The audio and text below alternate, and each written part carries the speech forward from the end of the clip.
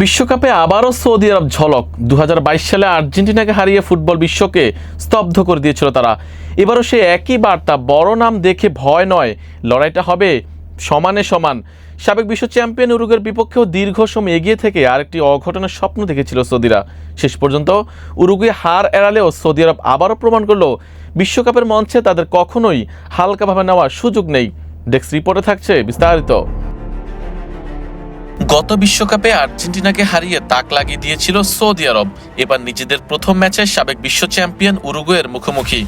ম্যাচের আগে শক্তির বিচারে পরিষ্কার ফেভারিট উরুগুয়ে, তবে সৌদি আরব আবারও দেখালো বিশ্বকাপের মঞ্চে বড় দলকে কিভাবে চাপে ফেলতে হয়।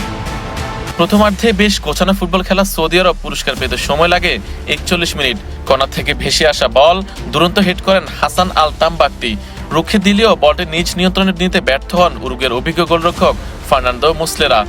তার হাত ফসকে বল বেরিয়ে গেলে সুযোগটি কাজে লাগাতে ভুল করেননি ডিফেন্ডার আব্দুলিল্লাহ আল আমরি। বল জালে জড়িয়ে সৌদি আরবকে এগিয়ে দেন তিনি। বিরতির পর সমতায় ফেরার জন্য আক্রমণের তীব্রতা বাড়ায় দুবারের বিশ্ব চ্যাম্পিয়নরা। ডারউইন নুনিয়েস, ফেদেরিকো ভালভার্দে ও ম্যাক্সিমিলিয়ানো আরাহুদের একের পর এক আক্রমণ সৌদি রক্ষণকে ব্যস্ত রাখে। তবে দীর্ঘ সময় ধরে প্রতিরোধ করে রাখা এশিয়ার দলটি।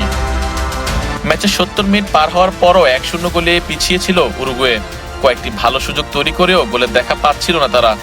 তখন মনে হচ্ছিল 2022 বিশ্বকাপে আর্জেন্টিনাকে হারানোর পর বিশ্বকাপে আরেকটি বড় অঘটনের গল্প লিখতে যাচ্ছে সৌদি আরব। তবে ম্যাচের 80 মিনিটে স্বস্তির গোল পেয়ে যায় উরুগুয়ে। ম্যাক্সিমিলিয়ানো আরাউহোর কল্যাণে সমতায় ফেরে দক্ষিণ আমেরিকার দলটি। আক্রমণের ধারাবাহিক চাপের ফল হিসেবে পাওয়া ওই গোলে স্কোরলাইন দাঁড়ায় 1-1। শেষ সময় দুই দলই জয়ের জন্য চেষ্টা চালালেও আর কোনো গোল হয়নি। ফলে সৌদি আরবের স্বপ্ন ভঙ্গ হলেও উরুগুয়েকে সন্তুষ্ট থাকতে হয়েছে 1 পয়েন্ট নিয়েই। বিশ্বকাপের প্রথম ম্যাচে তাই পয়েন্ট ভাগাভাগি করে মাঠ ছাড়ে দুদলই। Ariful Islam, EN sports.